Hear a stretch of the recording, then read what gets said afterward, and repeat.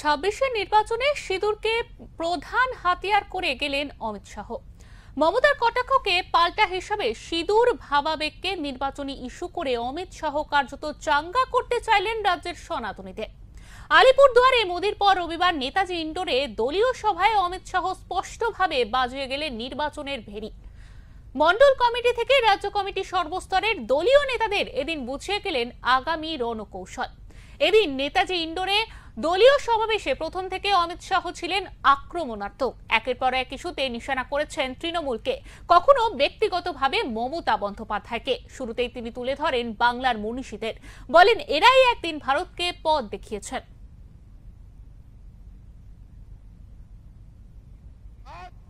दुराचार का केंद्र बनाकर रख दिया है, दुराचार का केंद्र बना।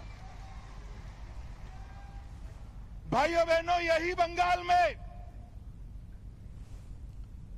चुनावी हिंसा सेशन के बाद, जब टीआर सेशन सीईसी बने उसके बाद पूरे देश में चुनावी हिंसा बंद हो गई।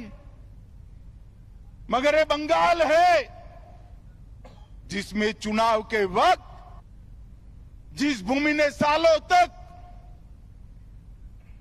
पूरे भारत का मार्गदर्शन करने का काम किया, चाहे ज्ञान हो, विज्ञान हो, धर्म हो, स्वतंत्रता संग्राम हो, हर क्षेत्र में सालों तक बंगाल ने भारत का नेतृत्व करा। और वही बंगाल में कई सालों तक कम्युनिस्टों का शासन रहा और उसके बाद मां माटी मानुष का नारा देकर ममता दीदी आई और उन्होंने ये महान बंग भूमि को आज घुसपैठ, भ्रष्टाचार, स्त्रियों पर अत्याचार, अपराध, बम धमाके और हिंदुओं के साथ दुराचार का केंद्र बनाकर रख दिया है, दुराचार का केंद्र बना। এরপরেই তিনি চলে আসেন সিঁদুর প্রসঙ্গে, তুলে ধরেন পেহেলগাঁওয়ের জঙ্গি হামলার কথা। অপারেশন সিঁদুরকে নরেন্দ্র মোদীর সাফল্য তুলে ধরে কটাক্ষ করেন মুখ্যমন্ত্রী মমতা বন্দ্যোপাধ্যায়কে। সিঁদুর নিয়ে মমতা সম্প্রতি মোদীকে কটাক্ষ করেছিলেন, তারই জবাবে কার্যত তোপ দাগলেন মমতার বিরুদ্ধে।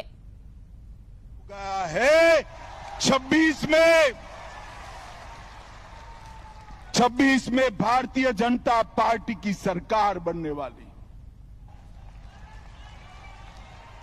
और मैं सारे दीदी हिम्मत हो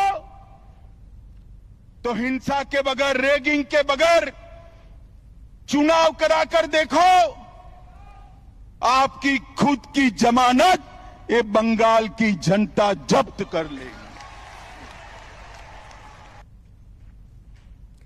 অমিত শাহের বক্তব্যে উঠে এলো বাংলাদেশে অনুপ্রবেশ। তিনি জানিয়েছেন বাংলার ভোটের সঙ্গে দেশের সুরক্ষার প্রশ্ন জড়িয়ে আছে, অথচ মমতা বন্দ্যোপাধ্যায় সীমান্তকে বাংলাদেশিদের জন্য খুলে দিয়েছেন।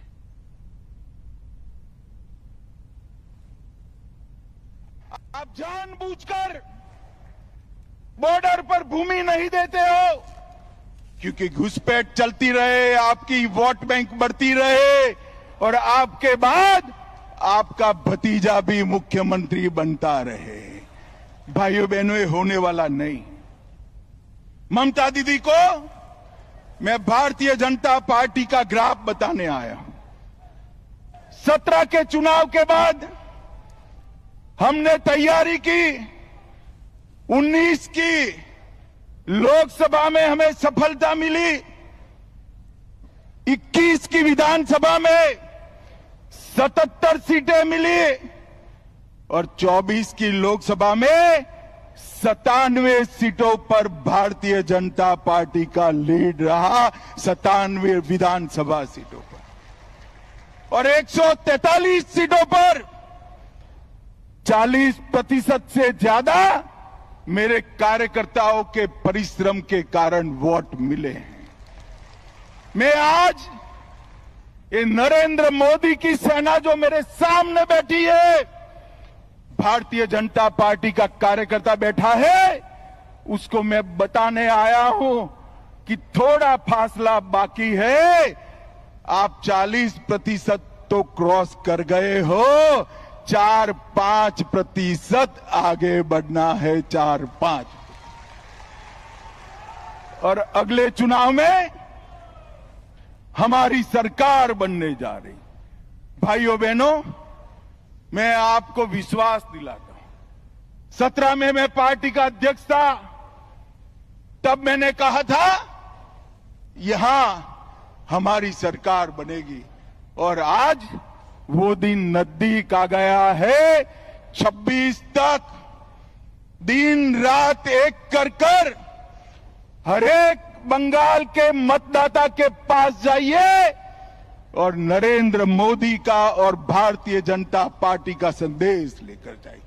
पूरा देश चाहता है कि यहां देशभक्तों की सरकार बने, तुष्टीकरण वालों की सरकार न बने। ये ममता दीदी ने सोनार बांग्ला का स्वप्न तहस नहस कर दिया। भ्रष्टाचार, घुसपैठ, महिलाओं पर अत्याचार, हिंदुओं के साथ अन्याय, इससे इनकी राजनीति चलती है।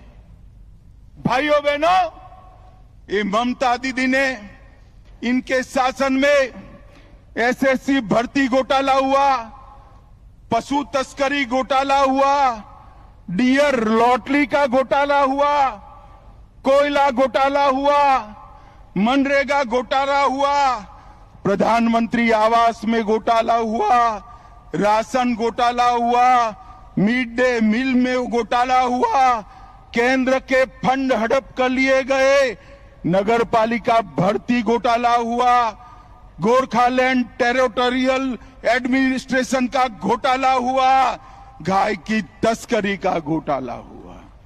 हजारों करोड़ रुपया बंगाल की जनता का ये तृणमूल कांग्रेस की सिंडिकेट को भेंट चढ़ गया।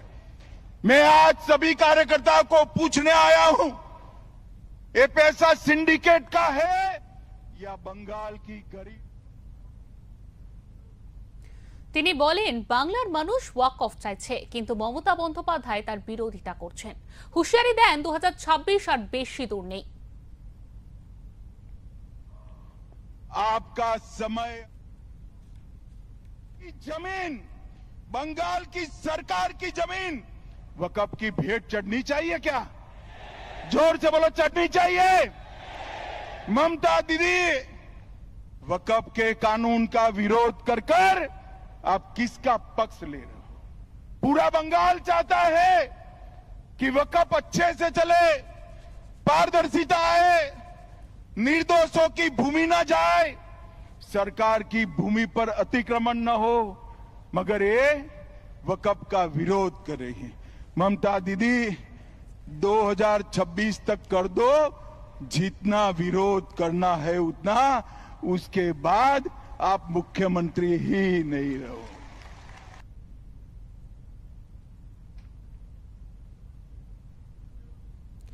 রবিবার কলকাতায় অমিত শাহ এই কর্মসূচির তাৎপর্য কি? তিনি কি সত্যই আশান্বিত 26-এর নির্বাচন নিয়ে? টেলিফোনে আমাদের সঙ্গে রয়েছেন আমাদের প্রতিনিধি বিশ্বজিৎ হালদার। বিশ্বজিৎ, এই যে অমিত শাহের কলকাতা সফর, এর থেকে কি উঠে এলো আমাদের সংক্ষেপে জানাও। একদম শিল্পা, দেখো, প্রধানমন্ত্রী নরেন্দ্র মোদী যখন আলিপুরদুয়ারের সভা থেকে তিনি অপারেশন সিঁদুর নিয়ে যে নিশানা করেছিলেন, তিনি অপারেশন সিঁদুরের যে সাফল্য সেটা কিন্তু ব্যাখ্যা করতে তিনি চেয়েছিলেন। তিনি বলতে চেয়েছিলেন যে অপারেশন সিঁদুরটা যে অপারেশন পাকিস্তানের বিরুদ্ধে ভারতীয় সেনারা করেছিল সেটা ব্যাখ্যা করেছেন তিনি। এবং কোথায় যেন তৃণমূল কংগ্রেসের পক্ষ থেকে দাবি করা হচ্ছিল যে প্রধানমন্ত্রীর এই ভাষণের এই যে সিঁদুর, এই অপারেশন সিঁদুর, এই সিঁদুর শব্দটা রাজনৈতিক অস্ত্র হিসাবে ব্যবহার করছে, এই অভিযোগটা কিন্তু তৃণমূল কংগ্রেসের পক্ষ থেকে তোলা হচ্ছিল। এবং প্রধানমন্ত্রী নরেন্দ্র মোদী 2026 বিধানসভা নির্বাচনের দিকে লক্ষ্য করে তিনি যে এই অস্ত্রটা ব্যবহার করছেন, এই অভিযোগটা যে তৃণমূল করছিল, সেই অভিযোগটা যে আজ অনেকটা অনেকটা সত্যি হলো বলে মনে করা হচ্ছে। কারণ দেখো, প্রধানমন্ত্রীর যে সুরটা ছিল, আলিপুরদুয়ারে প্রধানমন্ত্রীর যে সুরে তিনি কথাটা বলতে চেয়েছিলেন, আজকেরও অমিত শাহের গলায় কিন্তু সেই একই সুর শোনা গেছে। অর্থাৎ 2026 বিধানসভা নির্বাচনের আগে যে বিজেপির পক্ষ থেকে যে তারা নির্বাচনী প্রস্তুতি শুরু করে দিল বা ঢাকে কাটি মেরে দিল, এটা কিন্তু বলা যায়। আজকের অমিত শাহের যে বক্তব্য, সেখানে ওয়াকআপ, আরজিকর ইস্যু, সেখানে সন্দেশখালী, একাধিক ইস্যু কিন্তু উঠে এসেছে। কিন্তু সবচেয়ে তাৎপর্যপূর্ণ বিষয়, এই সভা থেকে কিন্তু তিনি প্রধানমন্ত্রী যে অপারেশন সিঁদুরটা যে মন্তব্য করেছিলেন, তার পাল্টা যে নবান্ন থেকে সাংবাদিক সম্মেলন করে মমতা বন্দ্যোপাধ্যায় যে পাল্টা বিজেপি আক্রমণ করেছিলেন এবং প্রধানমন্ত্রীকে সরাসরি তিনি আক্রমণ করেছিলেন, তার উত্তরটা কিন্তু আজকের কেন্দ্রীয় স্বরাষ্ট্রমন্ত্রী অমিত শাহ তিনি দিয়ে গেলেন। তিনি বললেন যে অপারেশন সিঁদুর নিয়ে প্রধানমন্ত্রী যে মন্তব্য করেছেন এবং তৃণমূলের পক্ষ থেকে এবং মমতা বন্দ্যোপাধ্যায়ের পক্ষ থেকে যে মন্তব্যটা করা হয়েছিল, সেই মন্তব্যটা কার্যত একটা নির্দিষ্ট ভোট ব্যাংকের দিকে লক্ষ্য করে বা সেই ভোট ব্যাংককে সন্তুষ্ট করার জন্য মমতা বন্দ্যোপাধ্যায় সিঁদুরের মন্তব্যটাকে বিরোধিতা করেছেন। এবং তার পাল্টা হিসেবে আজকের মমতা বন্দ্যোপাধ্যায়ের পাল্টা হিসেবে অমিত শাহ তিনি স্পষ্ট বলে গেলেন যে অপারেশন সিঁদুরের যে সাফল্য এবং সিঁদুর নিয়ে মমতা বন্দ্যোপাধ্যায় যে মন্তব্য, এই মন্তব্যের পরিপ্রেক্ষিতে বাংলার মা বোনেদের কাছে তিনি অনুরোধ করেছেন যে তাদের সিঁদুরের মূল্য মমতা বন্দ্যোপাধ্যায় যে তিনি বোঝেননি, সেটা বোঝানোর জন্য 26-এ আপনাদের নির্বাচনী ব্যবহার করতে। অর্থাৎ এই যে অপারেশন সিঁদুরের যে সিঁদুর, এই সিঁদুরের যে শব্দটা, এটাকে রাজনৈতিক অস্ত্র হিসেবে যে বিজেপি ব্যবহার করবে, এটা তৃণমূল বারবার বলছিল, আজকেও সেটা প্রতিষ্ঠা পেল। এবং তুমি জানো যে লক্ষ্মীর ভান্ডার, এই লক্ষ্মীর ভান্ডারের এই যে অস্ত্রটা কিন্তু ব্যবহার করে তৃণমূল কংগ্রেস তাদের রাজনৈতিক ফায়দা তোলে বলে অনেক রাজনৈতিক মহল মনে করেন। অনেকে মনে করেন যে তৃণমূল কংগ্রেসের ভোট ব্যাংক, মহিলা যে ভোট ব্যাংক, এই যে মহিলা ভোট ব্যাংকটা কিন্তু যদি বিজেপি থাবা বসাতে না পারে, তাহলে কিন্তু 26-এর জয় কার্যত অধরা থাকবে বিজেপি। তাই কোথাও যেন একটা সিঁদুর সেন্টিমেন্টটাকে কাজে লাগিয়ে লক্ষ্মীর ভান্ডারের পাল্টা কাউন্টার বিজেপি যে করবে, এটা কিন্তু রাজনৈতিক মহলে অনেক আগে থেকে বলছিল। এবং প্রধানমন্ত্রী নরেন্দ্র মোদী, তারপর কেন্দ্রীয় স্বরাষ্ট্রমন্ত্রী অমিত শাহের কথাতে আজকের এই যে সিঁদুর, অপারেশন সিঁদুরের বিষয়টা বারবার সামনে এসেছে। এর থেকে পরিষ্কার যে 2026 বিধানসভা নির্বাচনে বিজেপির কাছে এই যে সিঁদুর একটা রাজনৈতিক অস্ত্র হতে চলেছে। এবং তৃণমূল কংগ্রেসের যে লক্ষ্মীর ভান্ডার যে প্রকল্প, বাংলার যে নারীদের যে মহিলা ভোট ব্যাংক যে কাছে টানার যে তাদের কৌশল, তাকে ভাগ বসাতে অপারেশন সিঁদুরটা আরো বেশি করে ব্যবহার করবে, এটা মনে করা হচ্ছে। তবে অমিত শাহের আজকের যে মন্তব্য, সেই মন্তব্যে কিন্তু তিনি একটা কথা পরিষ্কার বলেছেন যে বিজেপি 2026 বিধানসভা নির্বাচনের জয় শুধু সময়ের অপেক্ষা। এবং শুধু কথাই নয়, তিনি কিন্তু অঙ্ক দিয়ে বুঝিয়েও দিয়েছেন। তিনি বলতে চেয়েছেন যে মাত্র 2021 সালে যে বিধানসভা নির্বাচনে তৃণমূল কংগ্রেস অভূতপূর্ব জয় পায়, বিজেপি মাত্র 77 গিয়ে তাদের জয় থেমে যায়। কিন্তু তিনি বলছেন যে মাত্র কয়েক শতাংশ ভোট তৃণমূল কংগ্রেসের ভোট ব্যাংক ছিল, ঝুলিতে পড়েছিল প্রায় 45%, কিন্তু বিজেপির কাছে 40%। অর্থাৎ তৃণমূলকে হারাতে বিজেপির কাছে মাত্র 4 থেকে 5% ভোট যদি তারা পায়, তাহলে কিন্তু বঙ্গে পদ্ম ফোটা কিন্তু খুব একটা অসম্ভব নয়, অন্তত যারা রাজনৈতিক বিশ্লেষক তারা মনে করছেন। তাই যে বিজেপির লক্ষ্য যে তৃণমূলের এই যে মহিলা ভোট ব্যাংক, প্রায় রাজ্যে 39% মহিলা ভোট রয়েছে, সেখান থেকে 4-5% ভোট যদি তারা আনতে পারে, তাহলে কিন্তু তাদের জয় হতে পারে। সেই বিষয়টা কিন্তু মাথায় রেখে এই যে সেন্টিমেন্ট, সিঁদুর যে সেন্টিমেন্ট বাঙালি নারীদের কাছে, এই যে সিঁদুর, এই সেন্টিমেন্টটা কাজে লাগাবে বিজেপি, অনেকে বলছেন। এবং সেই সঙ্গে অমিত শাহ যে অঙ্কটা করে দিয়ে গেলেন যে বিজেপি 2021-এ যে জয়যাত্রা থেমে গিয়েছিল, সেটা কিন্তু একটু চেষ্টা করলে হয়তো পারবেন।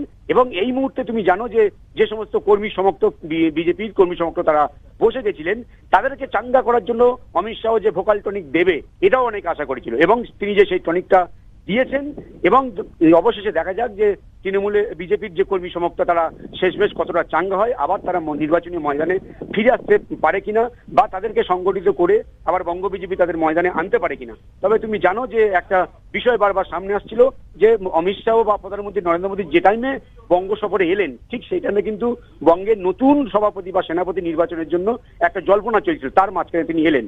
তবে এই সভা থেকে অনেকে আশা করছিলেন হয়তো নতুন কোনো সভাপতির নাম তিনি ঘোষণা করবেন, কিন্তু সেখানে কোনো ইঙ্গিতও আমরা পাইনি। তবে বিজেপি সূত্রে জানা যাচ্ছে যে 15 তারিখের মধ্যে কিন্তু এই নতুন সভাপতি সামনে চলে আসবে, এবং তার এই যে টনিকটা কতটা কাজে লাগাতে পারে নতুন সভাপতি, এখন সেটাই দেখা। শিল্পা, একদমই। বিশ্বজিৎ, তোমাকে অনেক ধন্যবাদ। আমরা শুনলাম আমাদের প্রতিনিধি বিশ্বজিৎ হালদারের কাছ থেকে, তিনি কিন্তু আমাদের পরিষ্কারভাবে জানিয়ে দিলেন যে অমিত শাহ কিন্তু আজকে কলকাতায় এসে অপারেশন সিঁদুরকে সামনে রেখে 2026-এর একেবারে ঢাক পিটিয়ে দিয়ে গেল, এমনটাই কিন্তু বলা যায়। এবং বিজেপির যারা নেতা কর্মীরা রয়েছেন তাদের একেবারে সতর্ক করে দিয়ে গেলেন যে আর কিছুটা দূর গেলেই কিন্তু একেবারে হাতের মুঠোয় তাদের এই যে বঙ্গ, যার জন্য তাদের এত লড়াই।